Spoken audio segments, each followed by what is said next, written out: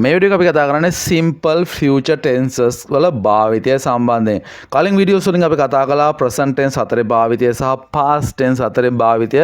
ඔයගොල්ලෝ channel එකට ගිහිලා බලන්න ඒ tenses ටිකත් ඔයාලා බැලුවේ නැත්නම් අද අපි කතා කරමු future tense කොයි වෙලාවෙද නැත්නම් කොයි අවස්ථාවේද පාවිච්චි වෙන්නේ කියලා.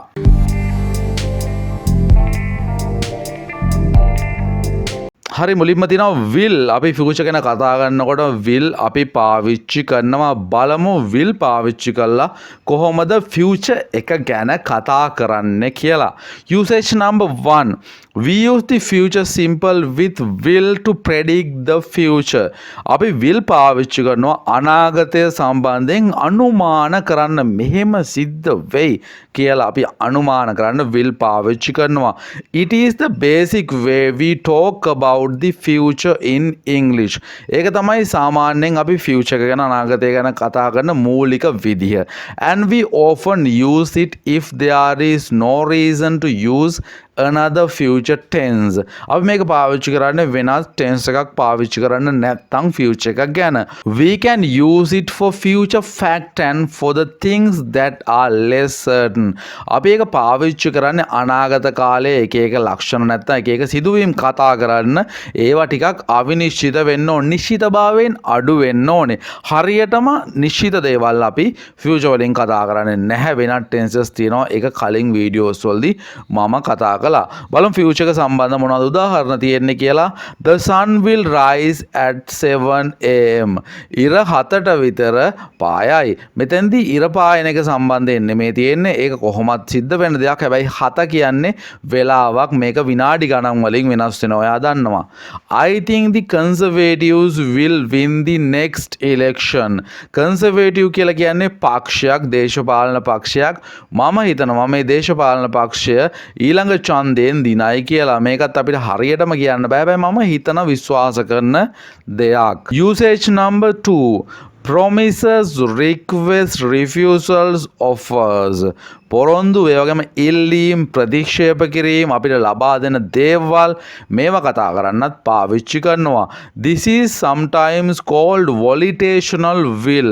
volitional කියලා කියන්නේ තමන් අභිමතය පරිදි තමන් හිතලා ගන්න කැමති තීරණ. It's about wanting to do something or not wanting to do something in the future. ඒක තමයි අපි අනාගත කාලයේදී කරන්න ඕන දේ සහ කරන්න ඕන නැති දේවල් සම්බන්ධයෙන් මුන්ට තියෙන අදහස. බලමු උදාහරණ. I'll help you with your homework. මං ඔයාගේ ගෙදර වැඩ කරන්න ඔයාට උදව් කරන්නම්. Will you give me a hand? ඔයා මට උදව් කරනවද? අත දෙනවද කියලා කියන්නේ ඔයා මට උදව් කරනවද කියන එක. I won't go. මම යන්නේ නැහැ. මේ will not කියන එක තමයි මෙතන won't වෙලා තියෙන්නේ. In a similar way we often use will when we are talking about a decision at the moment of speaking.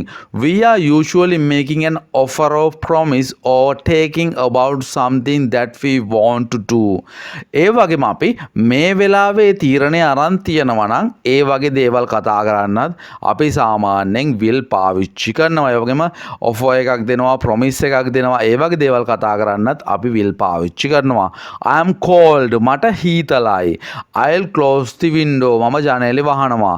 දැන් ඔයාලට මේ තීරණය මේ වෙලාවේදී නෙමෙයි ගන්න. ඉතින් ඒ වගේ දේවල් කතා කරන්නත් will පාවිච්චි කරනවා. Usage number 3. We use the simple future with will in the first conditional. අපි conditional number 1 වලදීත් මේක පාවිච්චි කරනවා. And in other sentence that have a conditional feeling.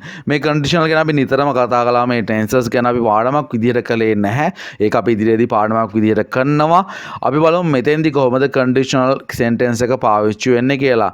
If it doesn't rain, වැස්සේ නැත්තම් we will go to the park. අපිට Park එකට යන්න පුළුවන් වෙයි. Let's arrive early. අපි කලින් යමු. That will give us time to relax. ඒක අපිට relax වෙන්න නැත්තම් පොඩ්ඩක් විවේකයෙන් ඉන්න කාලයක් ලබා දෙනවා. shall භාවිතය.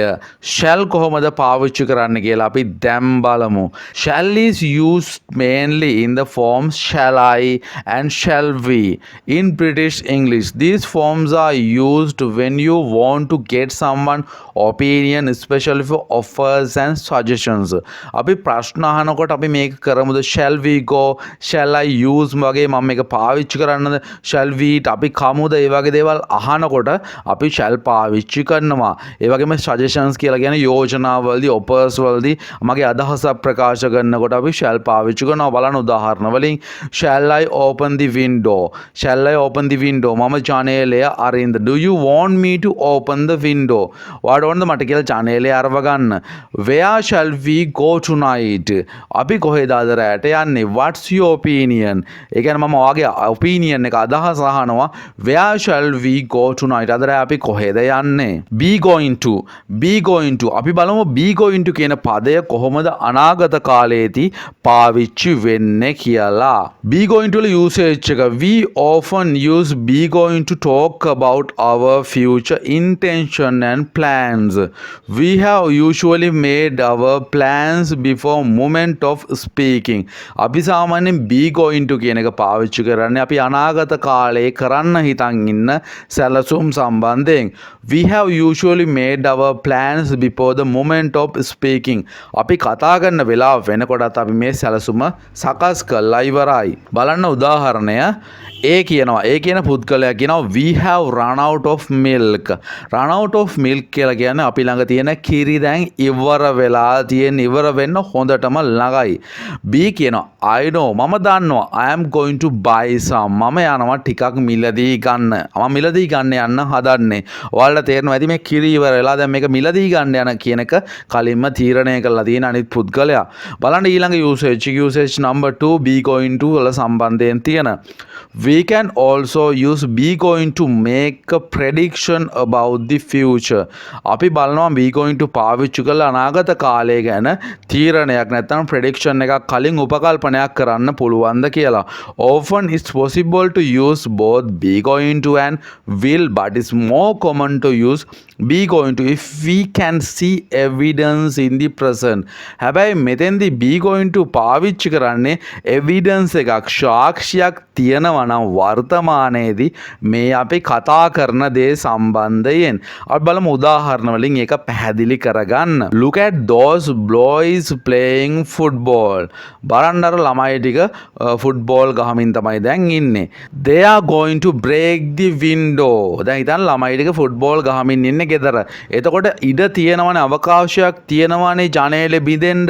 ඉතින් ඒගොල්ලෝ ජනේලෙ දැන් බිඳින්න තමයි යන්නේ. මොකද වර්තමානයේ එවිඩන්ස් එකක් තියෙන හින්දා අපිට අනාගත කාලේ උපකල්පනය කරන්න පුළුවන් මේගොල්ලෝ දැන් ජනේලෙ කඩලා දායි. They are going to break the window.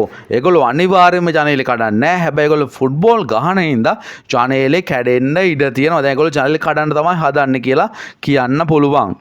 The sky is getting darker and darker.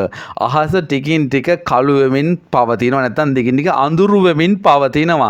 It's going to rain. වහින්නයි යන්නේ. හැබැයි 100%ක්ම කියන්න බෑ වහින්නමයි යන්නේ කියලා.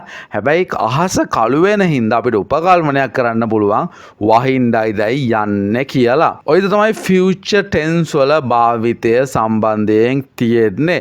ඔයාලට future tense ඉගෙන ගත්තට මෙච්චර ගැඹුරට මේ භාවිතය සම්බන්ධයෙන් ඉගෙන ගන්න සමහර විට නැතුව ඇති. හැබැයි මේක තමයි future tense වල උපරිම භාවිතය සම්බන්ධයෙන් තියෙන්නේ. ඒ නිසා මේ භාවිතයන් ගැන ගොඩක් උනන්දුවෙන් ඉගෙන ගන්න. මොකද ඔයා මොනවාරි කතා කරනකොට මේක ඊටාම වැදගත් සහ විශේෂයෙන් මේක වැදගත් වෙන්නේ කියවනකොට දෙයක් හරියටම තේරුම් ගන්න.